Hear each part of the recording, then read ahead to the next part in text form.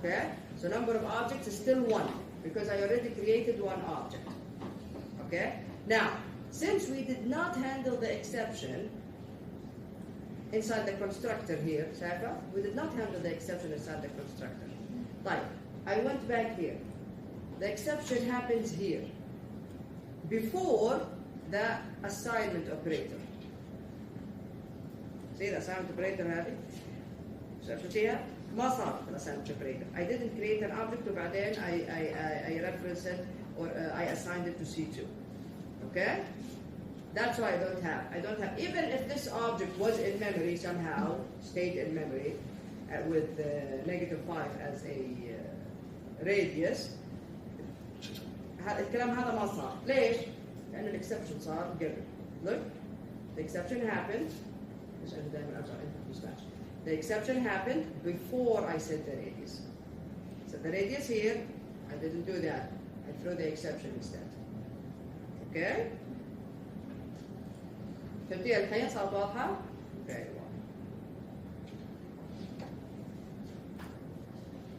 well. Okay. Here we go. Rethrowing exceptions. What does this mean? Sometimes you catch an exception to perform something and then you throw it again. What's the idea, right? Why? You can do this. عادي. Inside the catch block, you can throw the exception again. Didn't you just catch it? Here it is. This is the exception. You catch it here. You can throw it again using the throw keyword. Like, why do we use this? Sometimes, maybe a certain method is establishing a connection to a database. Okay? But still, you don't want the method to deal with the user. At the same time, you want to close the connection to the database before telling the user. So what do? Catch the exception, close the connection to the database, throw it again so that the main method deals with the user. See what's happening here? Okay, so you can't do this. So again, we can catch an exception and throw it again inside the catch block. We can have a try block inside the catch block. You can do whatever we want. Why do we do this? Most of the time, something very specific needs to happen, but you don't want the method itself to deal with the user as well. Just like a database connection. You want the method to close the database connection, and you don't want the method to deal with the user. Like, what do? Catch it, close the database connection, throw the exception again. When you throw the exception again, the same rules apply. Am I in a try block? No, I'm not in a try block. Then this will go back to whoever called the method. Most of the time, it's the main method. Then the main method can catch it there and deal with the user. Okay? Finally, very well, the finally clause. The finally clause is the concept is exactly the same as in Python. And who can tell me? When is it executed, the finally clause? Yeah. Always executed. Always executed.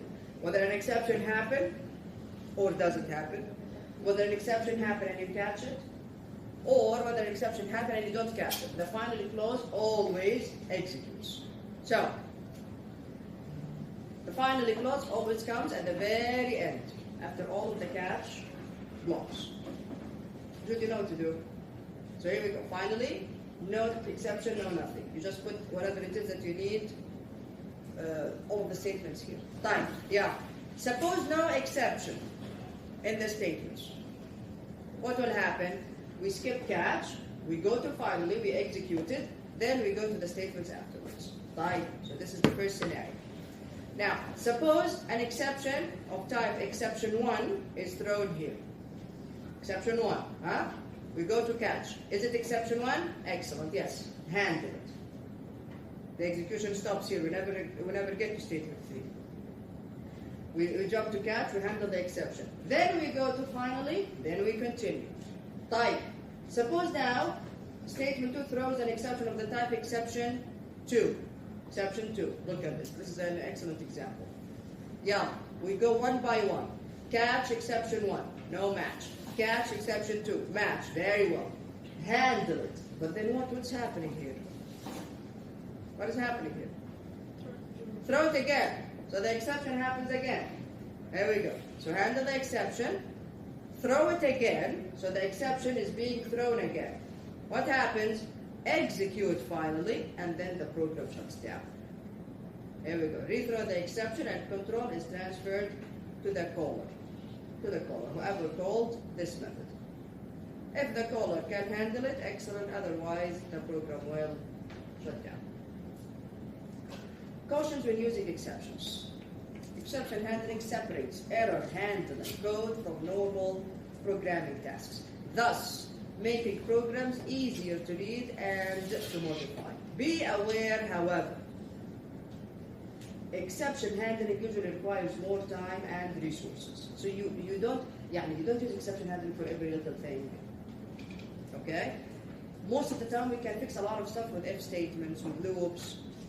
Excellent. If you can do that, very well. Exception handling takes time and resources. Resources, memory, processing resources. But because it requires instantiating a new exception object and then going back the call stack and propagating the errors to the calling methods. When to throw exceptions? Using the throw keyword, not throws declaration, throw. An exception occurs in a method. If you want the exception to be processed by its caller, you should create an exception object and throw it.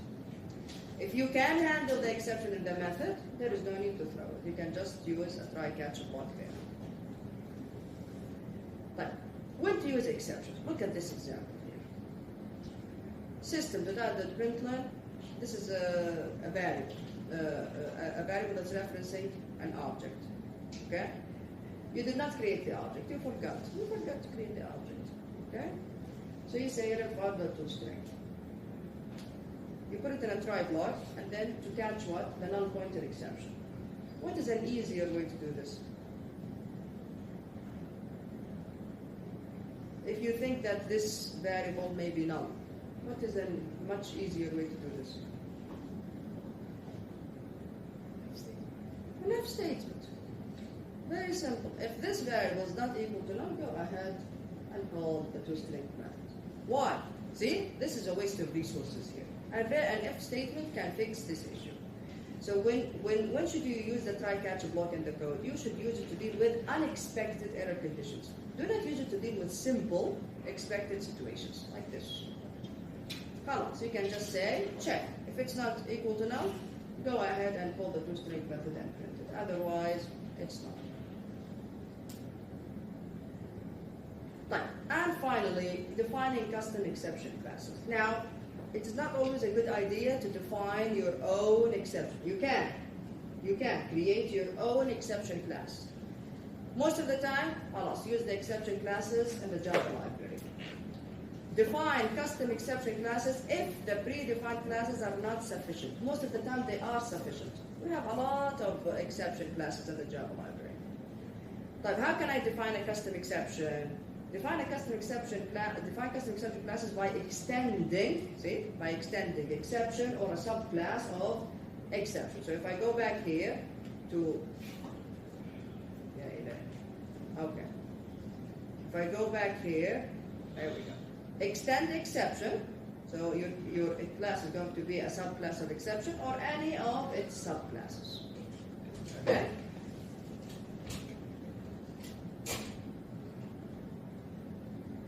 SetRadius method, again, the example that we just also, throws an exception if the radius is negative. Suppose you wish, look at this, suppose you wish to pass the radius to the handler. The exception doesn't only have a simple message like radius is negative. Now you also want the value, the negative value to pass, to go back to whoever called the SetRadius method. How do you do that? Create a custom exception class. There we go. Invalid radius exception. Look, I made it extend exception. See? I made it extend exception. So extends exception. And then it has radius as a data field. The constructor receives the radius, okay, calls its super, exception, adds this message to it, so invalid radius, and then the value of the negative radius itself. Okay?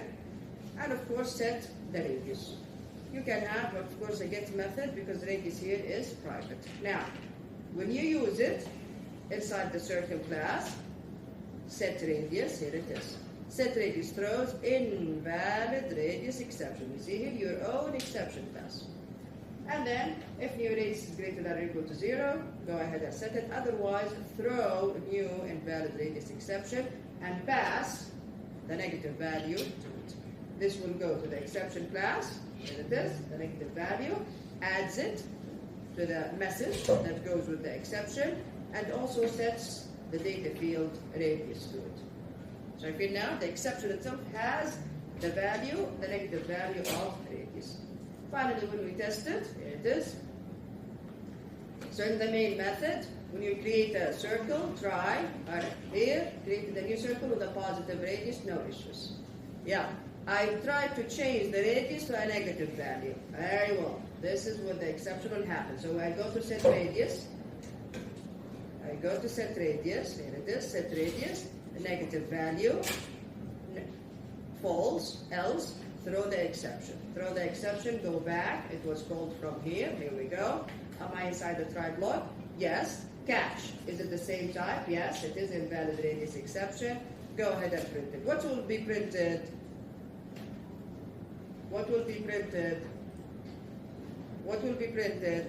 Invalid radius and the value of the radius. Here, negative 5. Very good. Very good. Do I create this one? C3, do I create it? No, I never get to this one. Yeah, number of objects. Here. Very good. We're done with exceptions. We still have files in this chat.